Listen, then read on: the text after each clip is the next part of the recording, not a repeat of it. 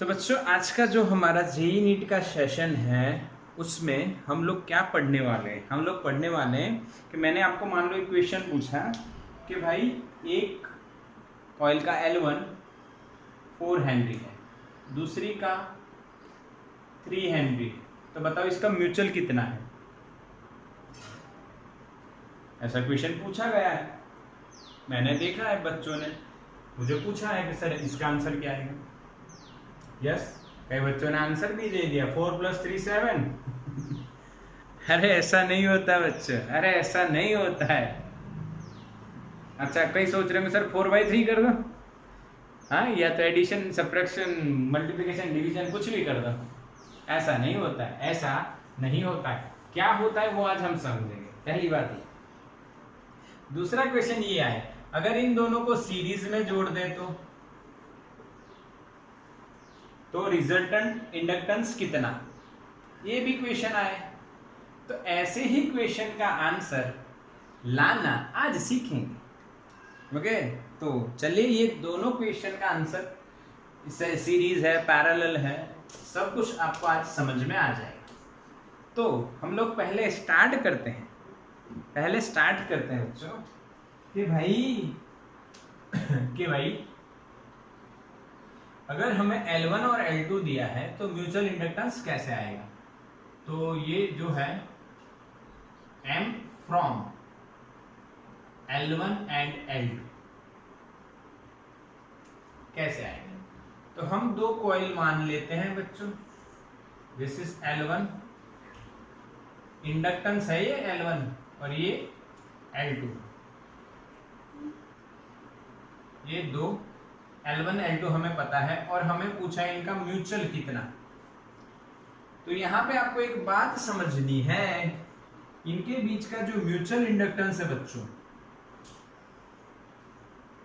Mutual inductance है वो L1 और L2 के प्रोडक्ट के रूट के प्रोपोर्शन में है।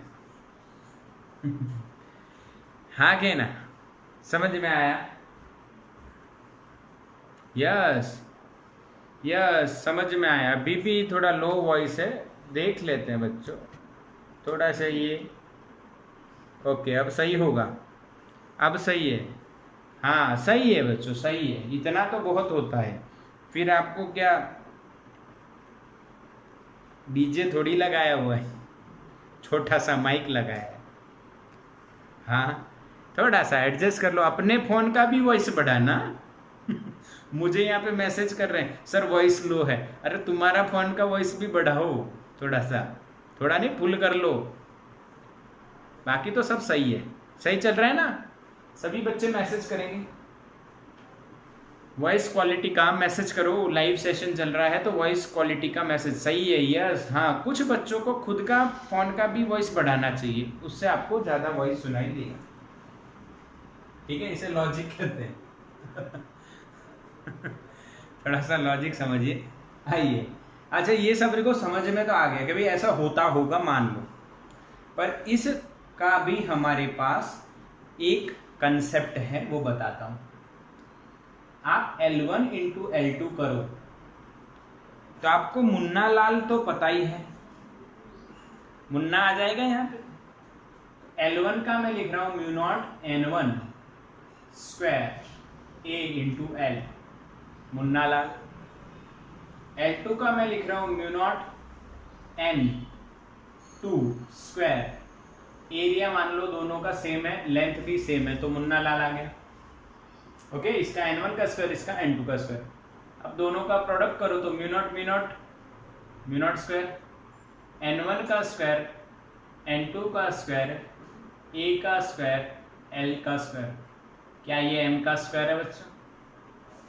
याद करो, म्यूचुअल इंडक्टेंस में भी मुन्ना लाल था, पर उसमें दो N आते हैं, एक N1 और दूसरा N2। हाँ, लगभग 2 दिन के अंदर ये मैंने आपको सिखाया है पूरा का पूरा। अब L1 × L2 M² आए तो M क्या आना चाहिए? सही है, इसको बोलते हैं आइडियल कंडीशन।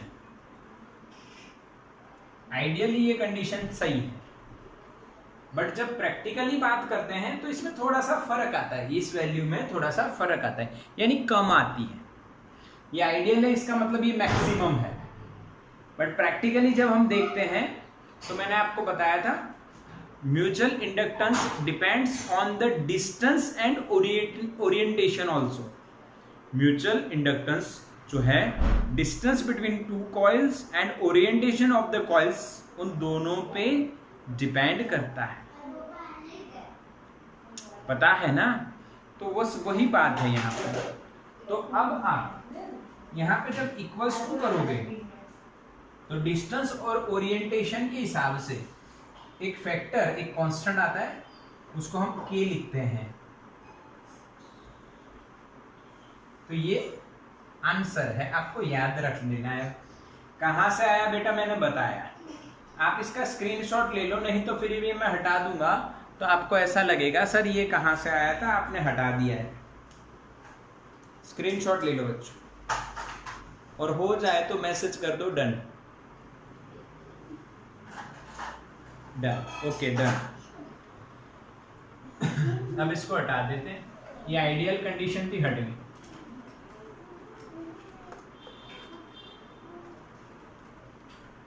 ठीक, अब समझो, अब इधर समझो, ये जो K है बच्चों, इसको बोलते हैं कपलिंग फैक्टर। यानी अगर आपने इसके साथ बैटरी कनेक्ट करके इसमें करंट फ्लो किया तो उसकी मैग्नेटिक फील्ड लाइन इसके साथ लिंक होगी, पर कुछ नहीं भी होंगी, सारी नहीं होंगी, कुछ होंगी, कुछ नहीं होंगी। तो जितनी हुई, कितनी कपल हुई, कनेक्ट हुई, इसको बोलते हैं कपलिंग फैक्टर। ठीक है, इसकी जो वैल्यू है वो 0 और 1 के बीच में होती है। प्रैक्टिकली अगर सोचो तो 0 और 1 के बीच में होती है, इक्वल्स टू नहीं आएगा प्रैक्टिकली अगर आप बात करो। बट मैं आइडियल कंडीशंस भी इसमें कवर कर रहा हूं, इसीलिए मैं आपको पूरा बता रहा हूं। समझ में आ रहा है? आके ना, आके ना, समझ में आ रहा है? Clear? Yes. K is equal to 0 यानी नो कपलिंग, कोई कपलिंग ही नहीं है, कोई कुछ भी नहीं। और K इज इक्वल टू 1 यानी मैक्सिमम कपलिंग, यानी टोटल जितनी भी लाइन है सारी की सारी जॉइंट हो गई। समझ में आया? समझ में आया कि नहीं बच्चों? क्लियर है? हाँ के ना, हाँ के ना। अब आपको कोई कपलिंग ना मिले और कोई कपलिंग मिले तो म्यूचुअल का आंसर क्या आएगा वो आपको पता चल चुका है। यस और नो? ओके, क्लियर दिख नहीं रहा है? यस, अब हो गया सही। यस, क्लियर दिख रहा है अब। ओके, तो इसके केस में आपको m मिलेगा 0 और इसके केस में आपको m मिलेगा √ of L1 L2. This value is maximum and this condition is known as ideal condition. बोलो, समझ में आया? बिल्कुल क्लियर, बिल्कुल क्लियर। अब मैं देखो मैक्सिमम और मिनिमम कपलिंग का एक डायग्राम बनाता हूं जिससे आपका कॉन्सेप्ट थोड़ा बढ़िया हो जाए। हालांकि ऐसा पूछा जाए ऐसा कोई कंडीशन नहीं है। एक आपने मेटल का रॉड लिया यानी आयरन रॉड ले लो, उस पे आपने L1 बाउंड कर दिया, उसी के ऊपर L2 भी बाउंड कर दिया, दोनों कॉइल एक ही रॉड पे बाउंड है भाई, तो यहाँ पे मैक्सिमम कपलिंग आ जाएगा। कैसे? अगर आपने L1 के साथ बैटरी लगाई और करंट फ्लो किया और वो मैग्नेटिक फील्ड जनरेट करेगा तो सारी लाइंस L2 के साथ लिंक हो गई। हाँ के ना? ये मैक्सिमम, इसको बोलेंगे भाई मैक्सिमम कपलिंग। ओके, यस और नो? और मिनिमम यानी लगभग 0 इस केस में हो जाएंगे। ये L1 है भाई, 90 डिग्री पे जब अरेंज करोगे तो मिनिमम हो जाएगी, L मिनिमम हो जाएगी 90 डिग्री। ओके, और ये एक के ऊपर एक बाउंड करोगे तब मैक्सिमम। बोलो समझ में आया बच्चों? समझ में आया कि नहीं? मैसेज करो और इसका स्क्रीनशॉट ले लो। तो बच्चों m फ्रॉम L1 L2 एक अब आपके लिए बहुत ही इजी सम हो जाएगा, क्योंकि अब आपको इक्वेशन पता है। क्या है equation? m is equal to k under root of L1 L2। और आइडियली k की वैल्यू कितनी लेनी है आपको? 1। बस ये दो बातें आपको याद रखना है। अगर k की वैल्यू नहीं दी है तो 1 ले लो, आइडियल मान लो, बस खत्म। मान लो आपको दिया है पहले दोनों इंडक्टेंस जो हैं, दो कॉइलें, उनके दोनों के इंडक्टेंस सेम है 0.1 henry. Then find the m। m is equal to under root of L1 L2 सीधा लगाओ। क्यों भाई? क्यों भाई? ये एनसीईआरटी में इक्वेशन दिया नहीं है, पर शायद इसका पूछ ले तो ऐसा सीधा हिसाब लगा दो, under root of L1 L2। तो आंसर क्या आएगा पता है? वही आएगा। हाँ कहना, अरे यार 0.1 इंटू 0.1 उसका रूट 0.1 ही आएगा। बिल्कुल सिंपल। अच्छा एक और एग्जांपल पूछ लिया मैंने आपको। L1 बच्चों 4 हेनरी है, जो मैंने पहले लिखा था स्टार्टिंग में। L2 बच्चों 3 हेनरी है। L1 4 henry, L2 3 henry. तो find m। Coupling factor is not given. m is equal to again directly L1 into L2, k की वैल्यू 1 ले लो। तो ये आपका क्या आएगा भाई? 4 इंटू 3 यानी 2 रूट 3। इसको सॉल्व करो। रूट 3 आपको पता है 1.73, तो इसका 3.46 हो जाएगा। सही है ये कैलकुलेशन? 1.73 का डबल कैसे किया? आइए 1.73 इंटू 2, देखो इसको 170 मान लिया मैंने, तो 170 का डबल क्या होगा? 340, और 3 का डबल कितना होगा? 6। पर यहाँ पे पॉइंट है तो डिवाइड बाय 100 हुआ, यहाँ पे पॉइंट आ गया। बोलो सही है? टेक्निक समझ में आई? फास्ट कैलकुलेशन की टेक्निक समझ में आई बच्चों? 1.73 का मल्टीप्लिकेशन 2 के साथ करना है तो मैंने क्या किया, या फिर आप वो हिसाब देसी हिसाब भी कर सकते हो, कोई दिक्कत नहीं। चलो ऐसी बात निकली है तो एक कैलकुलेशन मैं आपको बता ही देता हूँ। जैसे कि 15 इंटू 0.15 इंटू 2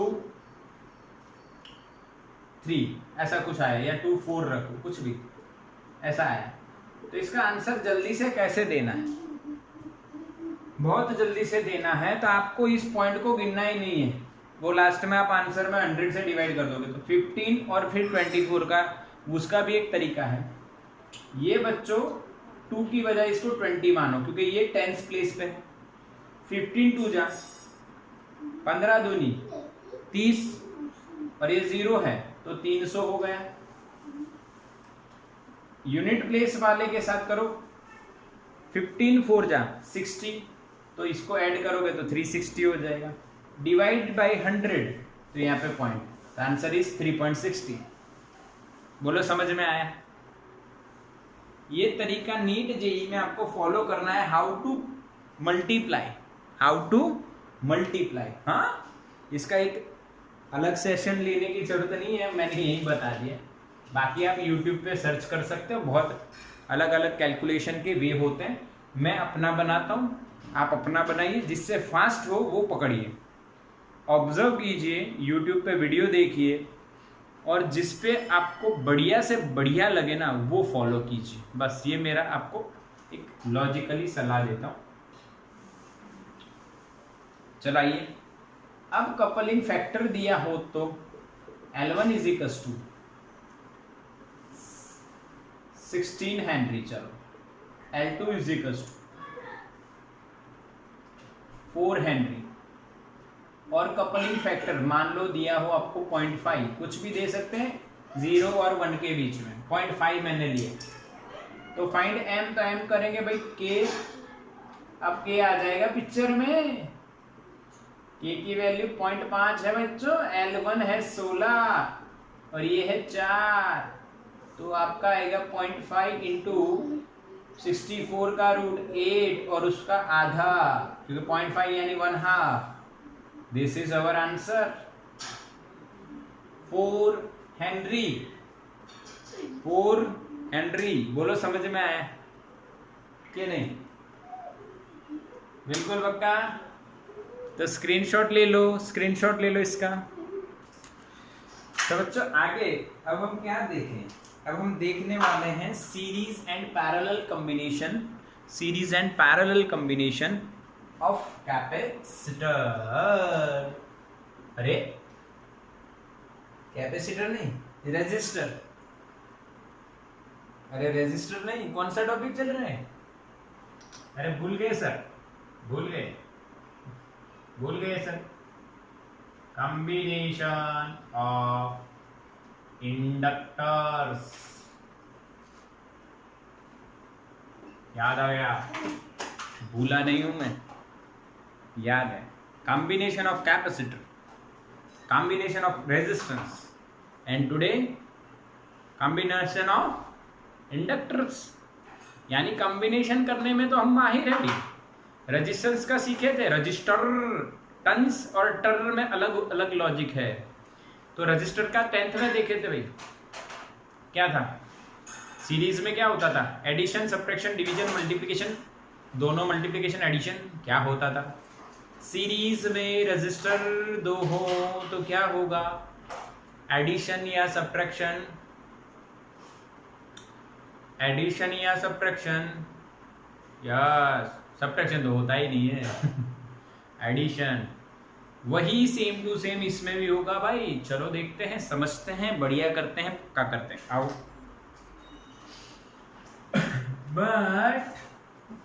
बट इसमें एक स्पेशल केस बनता है, विदाउट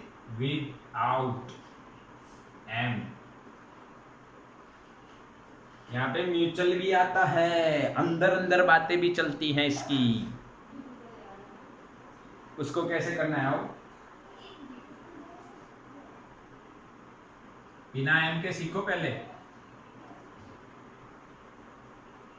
दो L1 मैंने सीरीज में बना दिए, इन दोनों में करंट सेम बनाएंगे। इसका वोल्टेज ε1 हुआ तो इसका वोल्टेज ε2 हुआ। क्या बच्चों समझ में आया? अरे आया कि नहीं? अरे नहीं आया कि आया? अरे दोनों हुआ कि नहीं? समझ में आया? सीरीज में करंट सेम रहता है, सीरीज में वोल्टेज डिवाइड होता है। अब इसके इक्विवेलेंट अगर आप सर्किट ड्रॉ करो तो आप ऐसा बताओगे, ये दोनों मिला के जो रिजल्टेंट आया वो L इक्विवेलेंट है, जो करंट I पास हो रहा है इसमें, और इसका EMF अब हो गया एप्सिलॉन इक्विवेलेंट। तो आपको क्या करना है? इसकी एक कथा बन गई है। कथा ये है भाई, जो रजिस्टर में किया था epsilon equivalent is equals to ε1 plus ε2। Register में जो किया था वो 11th में नहीं 10th में किया था। 10th में एक चैप्टर आता है जिसमें आपने देखा होगा मेरे हिसाब से। 12th में भी आता है चैप्टर नंबर 3, उसमें आपने R V is equals to V1 plus V2 से R का निकाला है। यहाँ पे हम देखते हैं क्या होगा। ε1 यानी इक्वेशन आपको पता है, self induced EMF minus L1 di/dt, ε2 minus L2 di/dt। तो इक्विवेलेंट क्या होगा? Minus L equivalent di/dt। सही है भाई, सही है। जो कट हो रहा है उड़ाओ, कौन कट हो रहा है? di/dt, और माइनस भी कट करो तो बचेगा क्या? आंसर क्या कहा था? जो रजिस्टर का होगा वही इंडक्टर का होगा। समझ में आया बच्चों?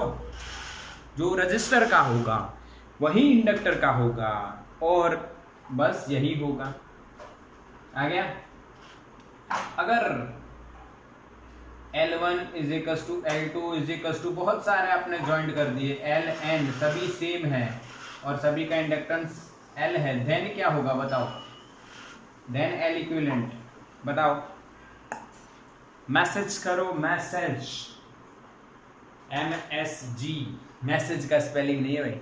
यस, राइट आंसर सलोनी, तेरा आंसर बिल्कुल सही है। N इंटू L, जो रजिस्टर में वो इसमें विदाउट M है, इसलिए M होगा तो क्या होगा देखेंगे, पर अभी सीरीज खत्म किया, स्क्रीनशॉट लो, फिर पैरेलल खत्म करेंगे, वो भी फिर स्क्रीनशॉट लेना, फिर उसके बाद विथ M का केस देखेंगे, स्क्रीनशॉट ले लो। अब बात करते हैं बच्चों, सीरीज में हो गया, अब बात करेंगे पैरेलल। अगर पैरेलल में हुआ तो क्या होगा? वही होगा जो मंजूरे खुदा होगा।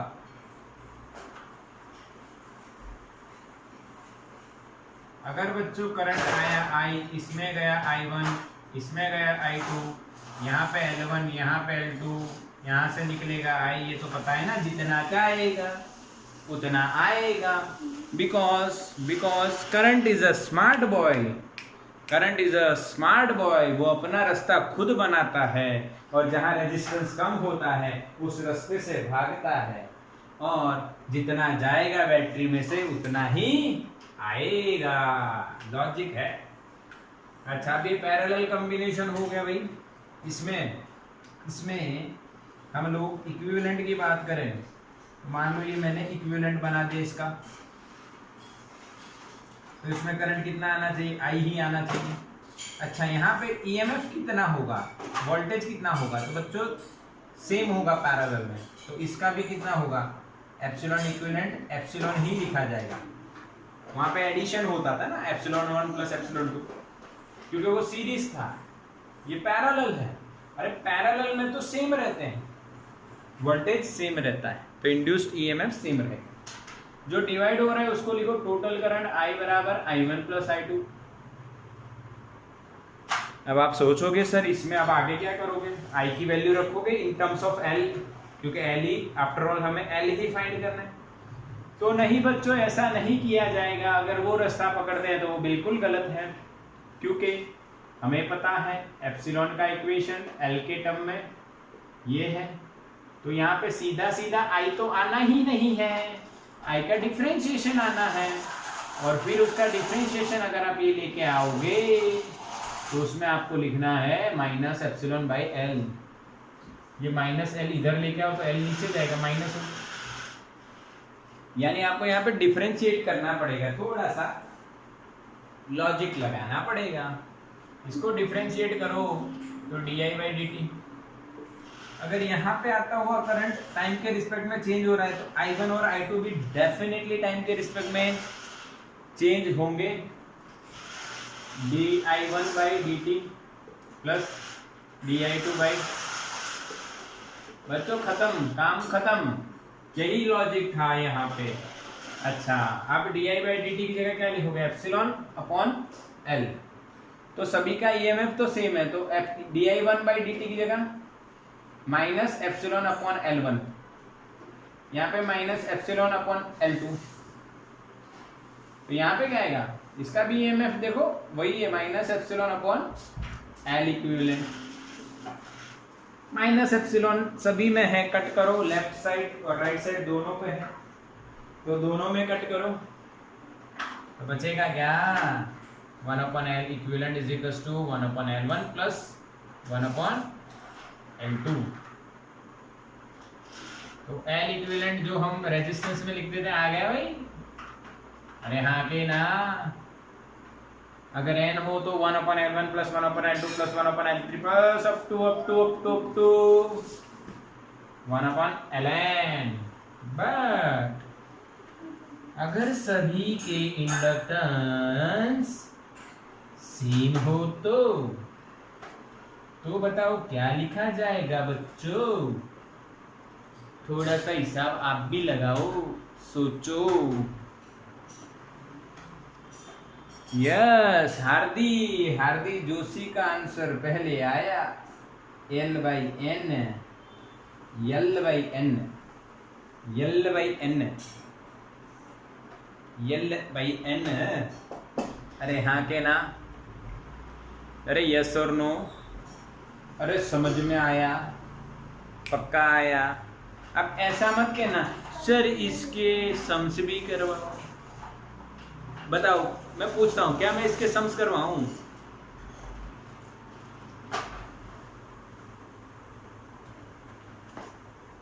अरे भाई, जो रजिस्टर में किया ना, जिसमें पूरा लेक्चर बना दिया हमने, वही है। सिर्फ रेजिस्टेंस की जगह इंडक्टर आ गया, इंडक्टेंस आ जाएगा। रजिस्टर की जगह इंडक्टर आ जाएगा। नहीं करवाने हैं, स्क्रीनशॉट लो। चलो बच्चों, अब हम सेकंड केस देखते हैं। विदाउट नहीं, अब विथ एम हो, म्यूचुअल को ध्यान में लेना हो, म्यूचुअल को ध्यान में लेना हो तो क्या होगा? यही आपके लिए नया है। वो तो आपको याद रह गया, जैसे आर का था वैसे एल का है, उसके इक्वेशंस भी इजी हैं। जो आर के थे वही एल के हैं। बट अब इम्पोर्टेंट टॉपिक है कि अगर एम हो तो सीरीज और पैरेलल के इक्वेशंस क्या होंगे, तो थोड़ा सा समझना है आपको। इसमें दोनों में करंट जो है सेम सेंस में हो। इसका मतलब क्या है? देखो, सिंपल ड्रॉ करता हूं।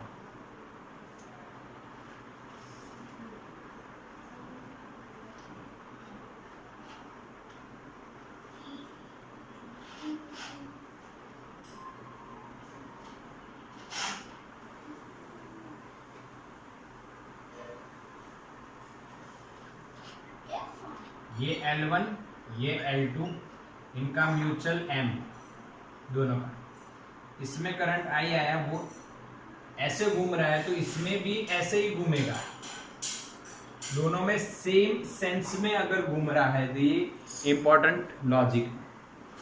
इसमें इसका एप्सिलॉन 1 आएगा, वही बात करनी है। इसमें इसका एप्सिलॉन 2 आएगा। बट अब जो एप्सिलॉन 1 लिखा जाए वही प्रोसीजर है बच्चों। Epsilon equivalent epsilon 1 plus epsilon 2 यही लिखना है।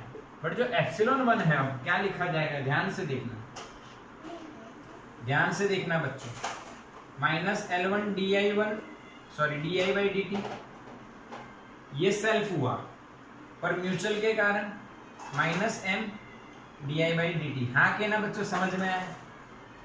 सेल्फ का तो पता चलता है, पर इसमें अब म्यूचुअल भी ध्यान में लेना है। तो जो एप्सिलॉन 1 आप लिख रहे थे उसमें आपको L के साथ साथ अब M भी लिखना रहेगा, जो इसके कारण इसको मिलेगा। ठीक है, इसी तरह से एप्सिलॉन 2 क्या लिखा जाएगा? Minus L2 di by dt minus M di by dt। हाँ के ना? यहाँ पे करंट सेम सेंस में है दोनों में, यानी के सेल्फ और म्यूचुअल दोनों जो एक्सटर्नल ईएमएफ आपने अप्लाई किया है उसका अपोज कर रहे हैं, इसीलिए यहाँ पे माइनस है। अगर प्लस होता तो अपोज नहीं कर रहे हैं, हेल्प कर रहे हैं। बट यहाँ पे माइनस है, इसका मतलब दोनों सेम सेंस में है। यानी एल जो काम कर रहा है वही काम म्यूचुअल भी कर रहा है, क्योंकि दोनों इंडक्टर में करंट सेम सेंस में चल रहा है। बस वैल्यू रखो, minus L1 di by dt minus M di by dt minus L2 di by dt minus M di by dt। अब आप सोचोगे सर आपने M12 और M21 नहीं लिखा। अरे भाई, रेसिप्रोसिटी थ्योरम पढ़े हैं, दोनों M12 और M21 सेम होंगे तो दोनों के इक्वेशन में M सेम ही आएगा। यहाँ पे क्या आएगा भाई? Minus L equivalent di by dt, वो तो हमें पता ही है, जो सेम है कट करो। एल इक्विवेलेंट क्या आया, L1 plus L2 plus 2n plus 2n। कुछ नया आया, कुछ नया आया, जो पहले पढ़े थे उससे कुछ नया आया आके ना, कुछ अलग आया। यस, अब देखो, अगर current are not in same sense, अगर ये करंट जो है वो बच्चों दोनों सेम सेंस में ना हो तो उसका डायग्राम बता देता हूं, देख लेना। ऐसे ड्रॉ किया, ये ऐसे गया, फिर इधर से मान लो डायरेक्ट इधर से ही ले लो, ऐसे करंट आएगा और ये कॉइल के साथ उल्टा कनेक्टेड हो। अब यहाँ पे करंट ऐसा है, ध्यान से देखना, L1 और ये L2। अब ध्यान से देखना, ये करंट ऐसे जाएगा, वो इधर आया, इधर आया, इसमें करंट उल्टा आएगा, इसमें ऐसे जा रहा है, इसमें उल्टा आएगा। तो इसका जो म्यूचुअल जब आप लिखोगे इन दोनों का, वो म्यूचुअल यहाँ पे हेल्प नहीं करेगा, सॉरी, वो म्यूचुअल जो एक्सटर्नल हम बैटरी लगाएंगे उसका अपोज नहीं करेगा, उसको हेल्प करेगा। हाँ के ना, हाँ के ना। यहाँ पे ये म्यूचुअल मैं देखो क्यों, अगर इसका हम ऐसे देखें, करंट ऐसे आ रहा है, सपोज कर लो ऐसे आ रहा है, तो मैग्नेटिक फील्ड इधर है, तो इसका भी मैग्नेटिक फील्ड इधर है। पर इसमें करंट ऐसे आ रहा है तो इसका मैग्नेटिक फील्ड इधर है, इसका इधर है, दोनों का उल्टा है। तो इसका जो म्यूचुअल होगा इसके ऊपर वो ऑपोजिट इफेक्ट में आएगा, यानी ये जो काम कर रहा है ये वो नहीं कर रहा है। L1 क्या काम कर रहा है, एक्सटर्नल EMF जो मिल रहा है उससे जो करंट चेंज होगा उसका अपोज कर रहा है, बट ये म्यूचुअल उसका हेल्प करेगा, यानी यहाँ पे प्लस आएगा, यहाँ पे प्लस आएगा तो यहाँ पे भी प्लस आएगा M पे, और वो सॉल्व करोगे तो L equivalent L1 plus L2 तो रहेगा और यहाँ पे -2m आ जाएगा। आपको क्या करना है, अगर खुद से ये आंसर लाना है तो यहाँ पे प्लस और यहाँ पे प्लस रख के सॉल्व करो, आंसर यही आएगा। बोलो समझ में आया? हाँ के ना? क्लियर हुआ कि नहीं? If we consider mutual then ये लॉजिक है, बस इतना याद रखना है। सेम सेंस में तो प्लस, अपोजिंग सेंस में तो माइनस, सेम सेंस में प्लस, अपोजिंग में -2m तो आएगा। अच्छा, पैरेलल का ऐसे मैं सॉल्व नहीं कर रहा हूँ, पैरेलल का क्या आएगा वो मैं डायरेक्टली लिख रहा हूँ, पर इसी तरह से सॉल्व करना है जो हमने किया हुआ है। अभी इसका स्क्रीनशॉट लो, और फिर मैं पैरेलल का नहीं लिख रहा हूँ, मैं पूरे चार्ट में पैरेलल का एक साथ लिख देता हूँ। सभी को हम एक साथ लिखेंगे, चार्ट बनाएंगे बढ़िया, या टेबल बना दो। पहले इसका स्क्रीनशॉट ले लो। तो बच्चों अब लास्ट में हम लोग, हमारे पास टाइम की लिमिटेशन है, नेक्स्ट लेक्चर मुझे लेना है ऑनलाइन, बट हम एक चार्ट बना देते हैं। हम पैरेलल का मैं प्रूव नहीं कर रहा हूँ, तो मैं एक चार्ट बना देता हूँ, combination of inductor, combinations of inductors. इंडक्टरों का कॉम्बिनेशन करें तो क्या होता है, तो मैं एक बढ़िया सा चार्ट आपको सजेस्ट कर देता हूँ, जिससे आपका पूरा कंसेप्ट इतना समझे ना, जो लगभग हम आधे लेक्चर में जो समझे हैं ना, वो पूरा मैं आपको इस चार्ट में बना के दे देता हूँ, टेबल में बना के दे देता हूँ। यहाँ पे हम कॉम्बिनेशन लिखेंगे, यहाँ पे without considering the mutual inductance, यहाँ पे हम विथ म्यूचुअल इंडक्टेंस लिखेंगे। ओके, तो पहले हम सीरीज देख लेते हैं। तो रेजिस्टर जैसा ही है, तो L equivalent L1 plus L2, यहाँ पे हम पैरेलल में क्या होगा,